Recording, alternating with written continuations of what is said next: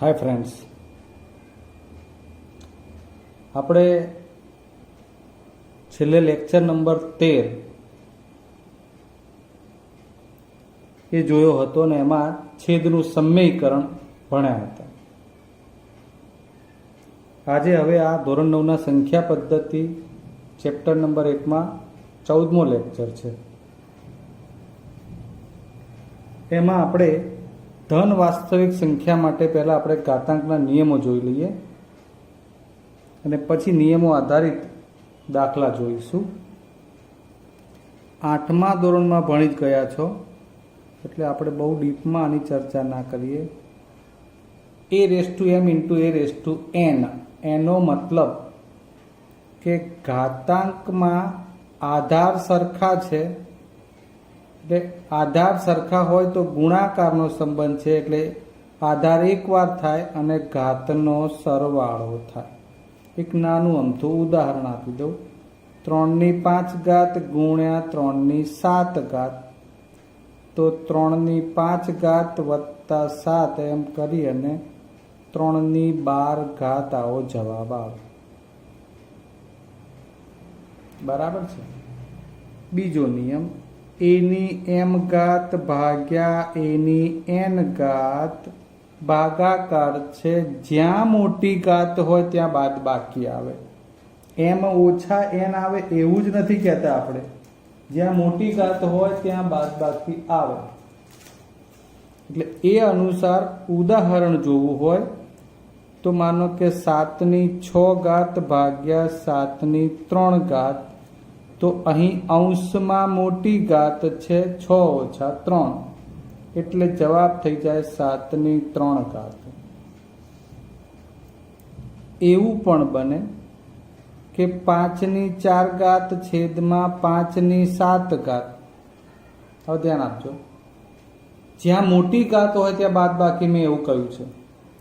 તો 1/5⁷ - 4 એટલે 1/5⁷ માંથી 4 જાય 3. આ જવાબ. આ 1/માં અંશ ઉપર એટલે એકડો છે ને છેદમાં આ છે, જ્યારે આ જવાબ અંશમાં જ કહેવાય, છેદમાં સમજવો તો 1 આવે. તમે આ બધું મિત્રો જ્યારે નોટબુકમાં પણ લખતા હોવ ત્યારે હું જે રીતે બોલી અને સમજાવું છું એ પ્રમાણે લખી શકાય. ત્રીજો નિયમ જોઈ લઈએ. a⁴m ની પણ n, જ્યાં ઘાતની ઘાતના ગુણાકારનો સંબંધ થાય. 4⁵ ની 5, 4⁵ 10.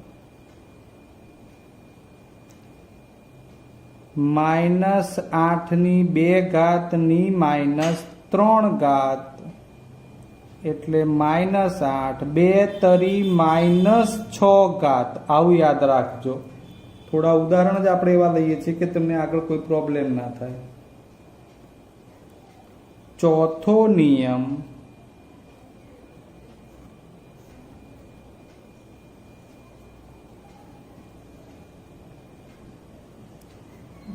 કૌંસમાં બે સંખ્યા એની ઉપર ઘાત હોય તો બંને પદને સરખી ઘાત મળે. આમાં ને આમાં ફેર છે. આમાં બંનેમાં આધાર સરખો, પદ જુદા જુદા, ઘાત પણ જુદી જુદી. એટલે ઘાત પણ જુદી જુદી. આધાર સરખો હોય તો એક જ આધાર ઉપર સરવાળો થાય ઘાતનો, ગુણાકારનો સંબંધ હોય તો. અહીંયા પદો જુદા જુદા બને અને ઘાત આખા કૌંસની ઉપર છે, એટલે દરેક પદ કૌંસની અંદર જેટલા પદો તમે ગુણાકારના સંબંધમાંથી છૂટા કરો દરેકને ઘાત મળે એવું કહેવા માંગે છે. ઉદાહરણ 3x3 એટલે 3⁻³ ગુણ્યા x⁻3, -5a²b², તો -5² આ રહી. હવે એની આ 2 ની 2 એટલે આ નિયમ પણ મેં જોડે સાંકળી લીધો. દરેક પદને છૂટા કરીને લખું તો આ a ની 2 ઘાત ગુણ્યા 2 ઘાત એટલે 4 ઘાત, અહીં ગુણાકારનો જ સંબંધ છે, b ની 3 દુ 6 ઘાત. સેમ આવું પાંચમા નિયમમાં ભાગાકાર માટે a ભાગ્યા b ની m ઘાત છે. a ભાગ્યા b ની m ઘાત, a ની m ઘાત છેદમાં b ની m ઘાત. ઉદાહરણ 5/b ની -3 ઘાત, તો 5 ની -3 ઘાત, b ની પણ -3 ઘાત. Okay, clear? પડી ગઈ ખબર? હજુ એક બે બાબતો બીજી જોઈ લઈએ. યાદ રાખજો, કોઈ પણ સંખ્યાની 0 ઘાતનો જવાબ 1, શૂન્ય સિવાયની. x is not equal to 0. 0 સિવાયની કોઈ પણ સંખ્યાની શૂન્ય ઘાતનો જવાબ 1 આવે. બીજું, x ની -n ઘાત હોય તો એને ઘાતને ધન બનાવવા છેદમાં લખો એટલે ધન ઘાત થઈ જાય. આ અંશનું પદ છે, માઇનસ ઘાત છે, છેદમાં લખો. દાખલા તરીકે y ની -8 ઘાત, તો 1 ના છેદમાં y ની ધન 8 ઘાત. આગળ ઉદાહરણ આવું લખ્યું હોય કે x નું n મૂળ, તો આ n મૂળ એટલે એની 1 ના છેદમાં ઘાત. ખૂબ મહત્વની બાબત છે મિત્રો. આને x નું n મૂળ વંચાય. n ની જગ્યાએ 2 હોય તો વર્ગમૂળ, 3 હોય તો ઘનમૂળ, 4 હોય તો ચતુર્થ મૂળ. તો x ના એટલામાં મૂળને આપણે 1 ના છેદમાં લખી શકીએ. બરાબર છે? હજુ આગળ x નું m ભાગ્યા n. હવે આને આવી રીતે રૂપાંતરિત કરવું છે, તો આ m ગુણ્યા 1 ના છેદમાં n. બરોબર સમજી લેજો. m ભાગ્યા n નો મતલબ m ગુણ્યા 1 ના છેદમાં n. એટલે આપણા માટે એ 1/n એટલે તો કે n મૂળ. તો સૌથી પહેલા તો આ n નું મૂળ થઈ ગયું. કોનું મિત્રો? તો x ની m ઘાતનું. એટલે આપણે એને લખવું હોય તો અંદર x ની m ઘાત આવું લખી નાખવાનું. એટલે તમને આમાંથી આમ રિટર્ન જતા પણ આવડવું જોઈએ અને આ લખાણમાંથી ઘાત સુધી જતા પણ આવડવું જોઈએ. આને તમે આવું પણ લખી શકો. ધ્યાન આપજો, આ n મૂળ x અને ઉપર m. બરાબર છે? ફરીવાર એક વખત બતાવી દઉં જરા જગ્યાના પ્રોબ્લેમમાં આ બાબત. આને x નું n મૂળ કહેવાય, બરાબર x ની 1 ના છેદમાં n ઘાત થાય. હવે બીજું લીધું m ભાગ્યા n ઘાત, તો બરાબર x. m ભાગ્યા n નો મતલબ m ગુણ્યા આ છેદમાં n છે, એટલે એના ઉપર આપણે 1 લઈને અલગ પાડી શકીએ તો 1/n. બરાબર. હવે આ 1/n નો મતલબ હતો કે આનું મૂળમાં લખવાનું, તો મૂળમાં n મૂળ અને વધ્યું શું અંદર x ની m ઘાત. હજુ એને આપણે આ રીતે લખી શકીએ કે n મૂળ જે છે x નું અને ઘાત જે છે તે આખા કૌંસની ઉપર પણ લખી શકાય. બરાબર છે? આ નિયમો આપણને પહેલા તૈયાર કરવાના છે અને હવે તમારે એની સાથે સાથે આ ઘાતના ઘડિયા તૈયાર કરવાના છે. આ ઘાતના ઘડિયા આવડે અને હું ઘાતના ઘડિયા કહીશ, જોઈ લેજો. અને એ પ્રમાણે તમારે આ ઘાતના ઘડિયાનો સ્ક્રીનશોટ લઈ નોટમાં પણ વ્યવસ્થિત લખવા જોઈએ અને મોઢે પણ કરવાના થાય છે. બરાબર? હવે આપણે આગળ ટોપિક બીજા લઈએ. મિત્રો, હવે આપણે આગળ જોયું હતું એ પ્રમાણે વર્ગમૂળમાં સંખ્યા લખી હોય, ઘનમૂળમાં લખી હોય, ચતુર્થ મૂળમાં લખી હોય તો એનો જવાબ કેવી રીતે આવે છે એ જોવાનું છે. આપણે એમ તો કહીએ કે 36 નું વર્ગમૂળ 6, પણ લખાણથી કેવી રીતે, અને એવા ઘણા બધા અલગ અલગ પ્રકારના પ્રશ્નો જે છે એ આપણે જોવાના છે, જેમાં તમને ઘાતના ઘડિયા ખૂબ મદદ કરે. તમને ઘાત ખબર હોય કે ભાઈ 2 ની 5 ઘાત, તો 2 દુ 4 દુ 8 દુ 16 દુ 32 તો જ આવડે. 3 તરી 9 તરી 27 તરી 81, 3 ની 4 ઘાત થાય. પાયો 25 પંચા 125 પંચા 625 પંચા 3125, એવું આવડતું હોય તો જ આ દાખલા ઝડપથી આવડશે. અને હવેનો જે ટોપિક છે આખો એના આધારિત રહેશે અને નિયમો આધારિત. મેં લખ્યું છે જુઓ 36નું વર્ગમૂળ. તો સૌથી પહેલા વર્ગમૂળ કે જેમાં આપણે અહીંયા બગડો લખતા નથી. એટલે આ 36નું વર્ગમૂળ એને આપણે 1/2 લખવાનું. એટલે 36ની 1/2 ઘાત કહેવાય. જ્યાં 36ને પાછું હવે 6/2 રૂપાંતરિત કર્યું. એવું એટલા માટે કે જ્યારે હવે આ ઘાતની ઘાતનો ગુણાકાર કરશો એટલે આ બગડો એ આ છે અને આ બગડો એ છેદનો કહેવાય. એટલે 2 × 1/2 આ બંને ઉડી જાય એટલે 6/1 એટલે જવાબ આવે 6. આ રીતે જવાબ આવતો હોય છે.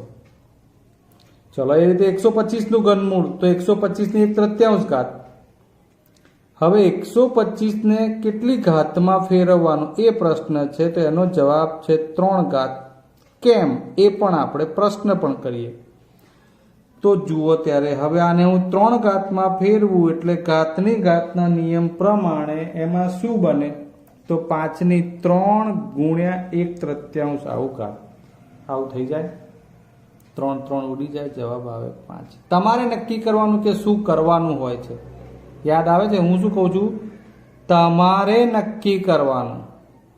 આને વંચાય 81નું ચતુર્થ મૂળ. આ રહ્યા 81 આ ચતુર્થ મૂળ એટલે 1/4.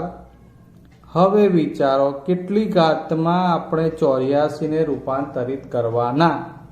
તો એનો જવાબ આ 4 જોઈને એમ થવો જોઈએ કે ભાઈ આને 4 ફેરવી શકાય. 3 તરી 9, 9 તરી 27 અને 27 તરી 81. 3ની 4 એટલે 81 થાય છે. માટે મેં 81ની જગ્યાએ 3ની 4 લખ્યું છે. હવે છૂટું કરી દઉં તો આ 4 × 1/4 ઘાતની ઘાતના નિયમ પ્રમાણે હવે આ 4 ઉડી જશે. 3ની 1 જવાબ આવે 1. પંચમૂળ માટે પણ લખી બતાવું 32. ચલો હવે ત્યારે 32ની 5 1/ઘાત. ચાલો વિચારો 32ને કેટલી ઘાતમાં ફેરવવાનું છે. તો જવાબ આવશે 5. 2 દુ 4, 4 દુ 8, 8 દુ 16 ને 16 દુ 32. મતલબ કે 2ની 5 એટલે 32. હવે એને આપણે ગુણી નાખીએ ઘાતની ઘાત.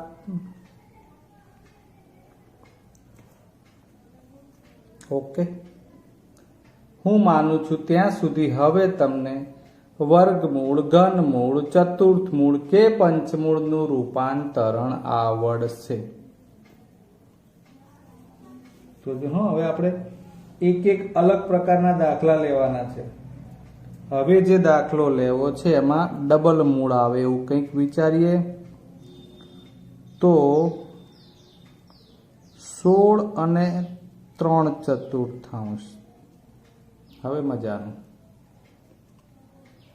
આ સીધું છે.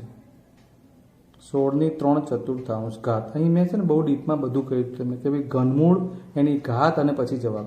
એ સીધી 16ની 3/4 ઘાત છે. પહેલો પ્રશ્ન આપણો કે 3/4 ઘાત છે. તો આ 4 ઘાતને જોઈને છેદની ઘાત જોવાની, છેદની ઘાત ઉડવાની છે. એટલે 4 જોઈને વિચાર કરવાનો કે ભાઈ 16માં મને 4 ઘાત ક્યાંથી મળશે. વિચારો. 2 દુ 4 દુ 8. હા, 2ની 4 ચાલો ત્યારે હવે આ 2ની 4 ગુણ્યા 3/4. ચિંતા ના કરતા મિત્રો. ફર્ક માત્ર એટલો છે કે અહીંયા ઉપર 1 આવતું હતું, અહીંયા સંખ્યા આવે છે. કઈ વાંધો નહીં. આ 4 ઢીસ્યુમ 2ની ઉપર કેટલી ઘાત રહી? 3. તમારી રીતે હું આ છૂટું કરું તો 2 દુ 4 દુ 8 જવાબ. ક્લિયર? હજુ આપણે આગળ દાખલા જોઈએ.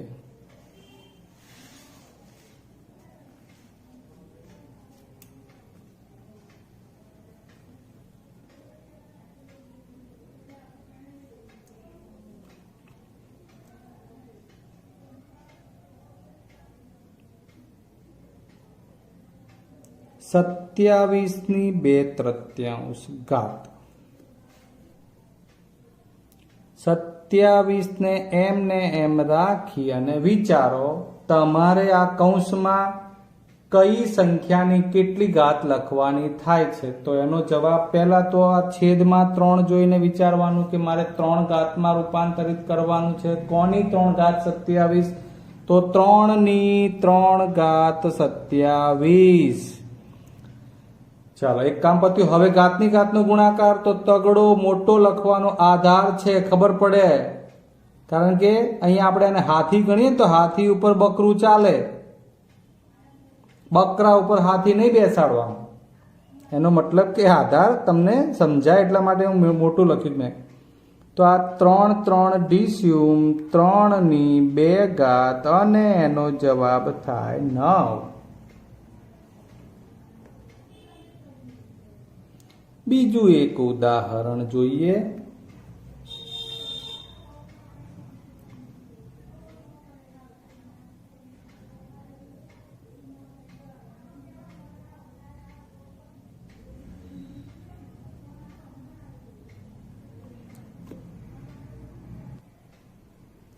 ઋણ ઘાત માટે જોવું છે આપણે.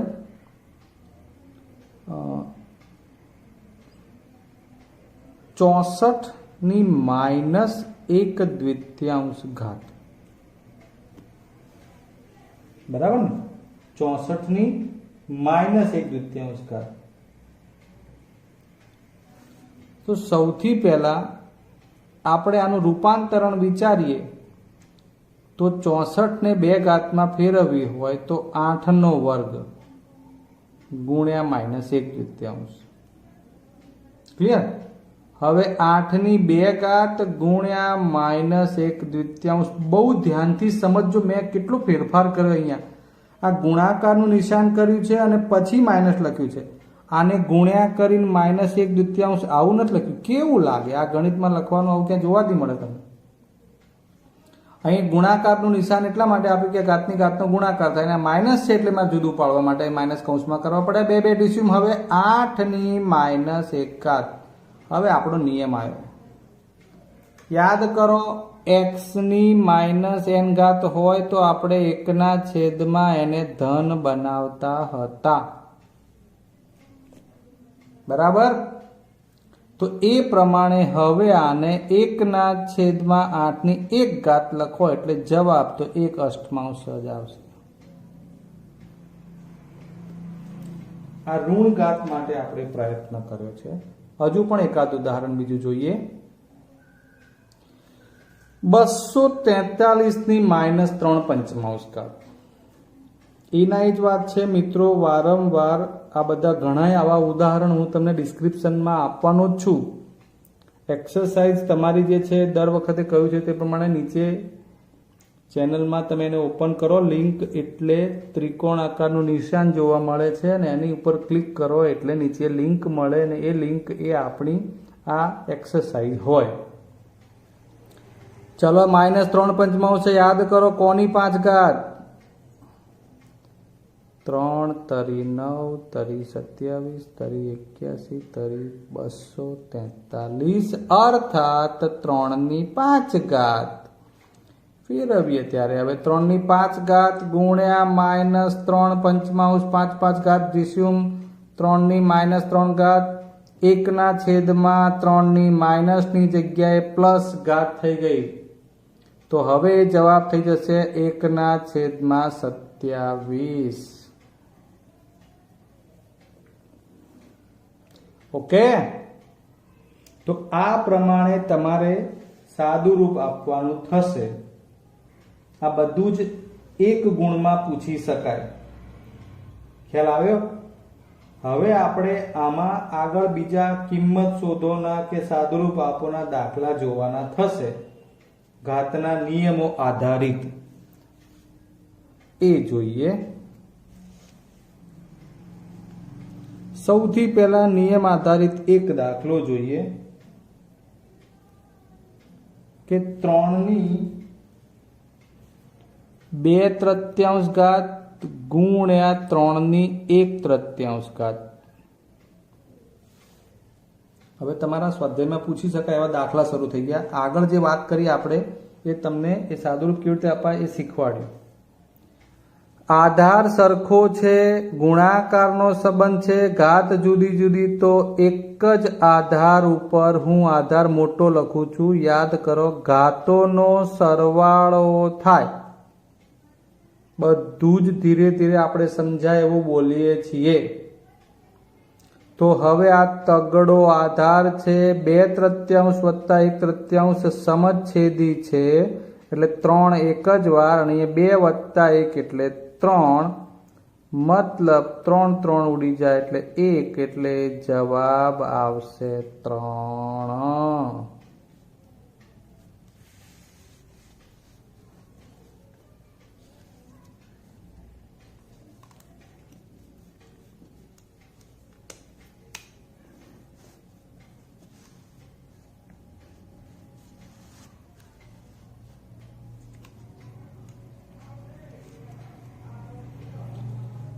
હવે નેક્સ્ટ બીજા દાખલા જોઈએ.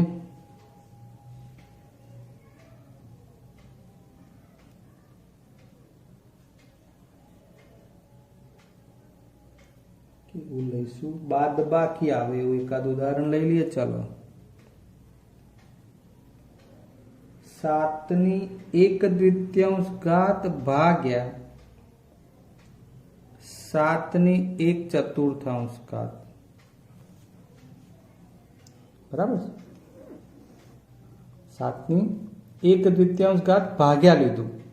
યાદ કરો નિયમ. હવે તમને એમ થાય સાહેબ ચોકડો જોઈને તમે શું વિચારશો? સાહેબ આ 1/4 મોટું. 1/2.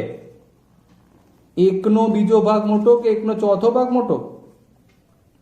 આ 1નો બીજો ભાગ મોટો, કારણ કે આના 2 જ ભાગ થાય છે, અહીંયા 4 ભાગ થાય છે. એટલે મતલબ કે અંશનું પદ મોટું છે, એટલે આ 1/2 આ ઘાત ઉપર લખી એટલે માઇનસ થઈ જાય. સમજી લો બરોબર. આ 7 આધાર તરીકે છે, અહીંયા 7 આધાર તરીકે, અહીંયા ઘાતાંક, એટલે આ એક જ આધાર ઉપર ઘાતોની બાદબાકી, જ્યાં મોટી ઘાત 1/2 પછી માઇનસ આ 1/4 બાદબાકી તરીકે લેવાનું. આગળ વધીએ. હવે અહીં તમારે આ સમછેદી બનાવવા માટે એકવાર બધી જ બાબતો તમને સમજાવી દઉં. 1/2, 2/2 કર્યું, અને આ 1/4. આટલું બધું સાદુરૂપ અહીંયા અંદર નહીં આપવાનું, તમે સાઈડમાં કામ કરી શકો. એટલે ઉપર 2 એકા 2 બની ગયું, નીચે 4 અને -1/4. બરાબર છે. નીચે 4 કરવા માટે આપણે 2 વડે આગળ ગુણ્યું. આ બધી વાતો આપણે આગળ કરેલી જ છે અને તમને આવડવું જોઈએ. એટલે ઉપર 2 એકા 2, નીચે 2 દુ 4, -1/4. હવે આ સમછેદીમાં ચોગડો અને 2 - 1 એટલે 1. આ જવાબ થઈ ગયો 7/1/4.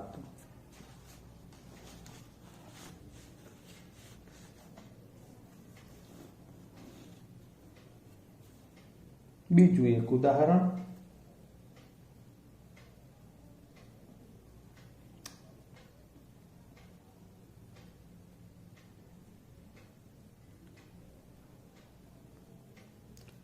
ત્રણની 1/3 ગુણ્યા 4/1/2. સોરી, અહીંયા પણ આપણે 1/3 જ ઘાત લેવાની છે. હવે આમાં શું ફેર છે જુઓ મિત્રો. અલગ અલગ પ્રકારના બધા દાખલા આપણે લઈ રહ્યા છીએ. આગળ જે બતાવ્યું હતું જેમાં આધાર સરખા હતા, ઘાતાંક જુદી. આ આધાર સરખા અને ઘાત જુદી, 2/3 1/3. અહીં આધાર જુદા જુદા છે, ઘાત સરખી છે. તો નિયમ યાદ કરો. જેમ આપણે AB ની ઉપર m હોય તો છૂટું કરતા a ની m ઘાત ગુણ્યા b ની m ઘાત. હવે આનું રિવર્સ એટલે આવું થાય. મતલબ કે ઘાત સરખી છે તો ઘાત એક જ વાર લખાય, m ઘાત છે, અને આ બંને પદો ગુણાકારના સંબંધમાં અંદર લઈ લેવાના. તો 3 ગુણ્યા 4 પતી ગયું. 4 × 12/1/3 ઘાત. ખ્યાલ આવી ગયો? જો હવે આમાં એક સાદુરૂપ આપી શકાય એવો દાખલો બતાવી દઉં. દાખલા તરીકે 36/1/3 ઘાત ગુણ્યા 6/1/3 ઘાત. જોજો અહીંયા આધાર જુદા જુદા છે તો 1/3 છે એટલે આપણે એને આમાં લખી નાખ્યું. હવે 36 ગુણ્યા 6 ભેગું કરશો એટલે 216 આવશે. 36 ગુણ્યા 6 અને 216 એ શું છે? 6/3 ઘાત છે. તો એ પ્રમાણે આ નિયમમાં તમે જાઓ તો 6/3 ઘાત ગુણ્યા 1/3 આ ઉડી જાય એટલે જવાબ આવે 6. બરોબર સમજી લેજો આ વસ્તુ. આનાથી થોડી કેમ સાદુરૂપ આપી શક્યા? કારણ કે અહીંયા 4 તરી 12 હતા ને, તો 12 ને કોઈ ઘાતમાં ન ફેરવી શકાય, પણ અહીંયા 36 ગુણ્યા 6 બને એટલે 216 થયું, એટલે 216 ને 6/3 ઘાતમાં ફેરવી શકાય. એટલે એવું બને તો એ પણ આવડવું જોઈએ. હજુ બીજા દાખલા જોઈએ છીએ આપણે. 16/4/3 ઘાત ગુણ્યા 4/2/3 ઘાત. મજા આવે એવા દાખલા છે મિત્રો. હવે આ 16 અને આ 4, સાહેબ આમાં તો આધાર જ જુદો જુદો, ઘાતાંક જુદા જુદા, કરવું શું? છે ને મજા? તો કઈ નહીં, આપણો પહેલો પ્રયત્ન આધાર સરખો કરવાનો કરીએ. 16 છે તો એને આપણે 4/2 ઘાતમાં રૂપાંતરિત કરી દઈએ મિત્રો. શું ગભરાવ છો? થઈ જશે. 16 ની આપણે શું કર્યું? 4/2 ઘાત. હવે આનો મતલબ શું થશે કે આ 4/2 ગુણ્યા 4/3 ઘાત 4/2/3 ઘાત. ચાલો હવે કઈક મળી ગયું. આ 4/2 ગુણ્યા 4/3 ઘાત છે ને, એટલે ઉપર 4 દુ 8 ભાગ્યા 3 ઘાત 4/2/3 ઘાત. ખ્યાલ આવી ગયો? હવે આપણે આધાર સરખા, અહીંયા 4 ગુણ્યા એક જ વખતે આધાર સરખા છે એટલે આપણે ઘાતાંકમાં નિયમ પ્રમાણે 4 ની ઉપર ઘાતાંકોનો સરવાળો 8/1/3 ઘાત, સોરી 4/8/3 ઘાત વત્તા 2/3 ઘાત સાદું રૂપ લઈ લઈએ 4. ફરીવાર ધ્યાન આપો, આધાર સરખો હતો, ગુણાકારનો સંબંધ એટલે એક જ આધાર ઉપર ઘાતાંકોનો સરવાળો લીધો. સાહેબ આવું જે કંઈ બોલતા હોય એ યાદ રાખવું પડે. આ 4 આધારનો સરવાળો, ઘાતાંકનો સરવાળો એટલે 3 3 છેદમાં છે એટલે સમજ છેદી તગડો એક જ વાર, 8 વત્તા 2 એટલે 10. બસ આનું કંઈ નથી કરવું. આ જવાબ બરાબર છે. હું તમને એક્સરસાઇઝમાં જેમ અહીંયા 4 થી બન્યા એવું 25 લખ્યા હોય તો 5 થી બની શકે, 36 લખ્યા હોય તો 6 થી બની શકે, એવા એ ટાઈપના જ ઉદાહરણ આપીશ. એટલે ધ્યાનથી મેં જેવા દાખલા સમજાવ્યા હોય છે ને મિત્રો, એવી જ વસ્તુ આપણે તમને લખવા આપતા હોઈએ છીએ. એટલે એ તમે એમાં ખાસ ધ્યાનમાં લેજો, એટલે એ પ્રમાણે તમને આવડશે જ. બરાબર છે? તો હું માનું ત્યાં સુધી આપણે દરેક પ્રકારના દાખલા તમને આમાં સમજાવી દીધા છે. એટલે હવે આ પ્રકારના દાખલા ગણવામાં તમને કોઈ બહુ મોટો પ્રોબ્લેમ નહીં સર્જાય અને એ તમે ગણી શકશો. છેલ્લે તમને એક ઓકવર્ડ દાખલો બતાવી દઉં.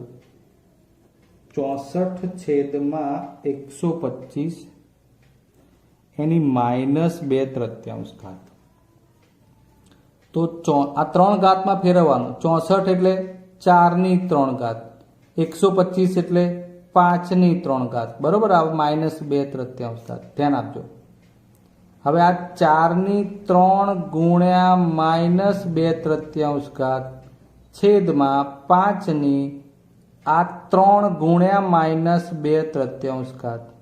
ફરી વાર 64/125 એમાં છેદમાં ઉપર ઘાતમાં તગડો હતો એટલે 64 ને 4/3 ઘાતમાં, 125 ને 5/3 ઘાતમાં રૂપાંતરિત કર્યું. માત્ર આટલું જ કામ થયું છે. હવે ઘાતની ઘાતના ગુણાકાર પ્રમાણે 4 એની ઉપર 3 ગુણ્યા -2/3 નીચે 5 ઘાત 3 ગુણ્યા આ ઘાત પણ મળે. અંશના પદમાં પણ ઘાતની ઘાત મળે, છેદના પદમાં પણ ઘાતની ઘાત મળે. હવે આ 3 3 ને 3 3 ઉડી જાય છે. બરોબર ધ્યાનથી હવે સમજજો. આ શું વધ્યું છે ઉપર આપણી પાસે? તો 4/-2 ઘાત છેદમાં 5/-2 ઘાત. Super super. એમ હવે સ્ટેપ સરસ યાદ કરો. ઋણ ઘાતને ધન કેવી રીતે કરીએ છીએ? તો આ ઉપરવાળું અંશનું પદ છેદમાં લખો એટલે એ ઘાત ધન થઈ જાય, આ છેદવાળું અંશમાં લખો એટલે એ ઘાત ધન થઈ જાય. બસ ત્યારે અર્થાત 5/2 ઘાત એટલે 25 અને 4/2 ઘાત એટલે 16. આ થઈ ગયો જવાબ. ક્લિયર? બસ ત્યારે આજે આટલા દાખલા ગણ્યા, બહુ થઈ ગયું. બધા જ દાખલા સરસ મજાનું જોતા જવાનું, નોટબુકમાં ઉતારી લેવાના અને એ પ્રમાણે પ્રેક્ટિસમાં આપું એ દાખલા ગણવાના. આશા કરું કે તમે દાખલા સરસ મજાના ગણશો.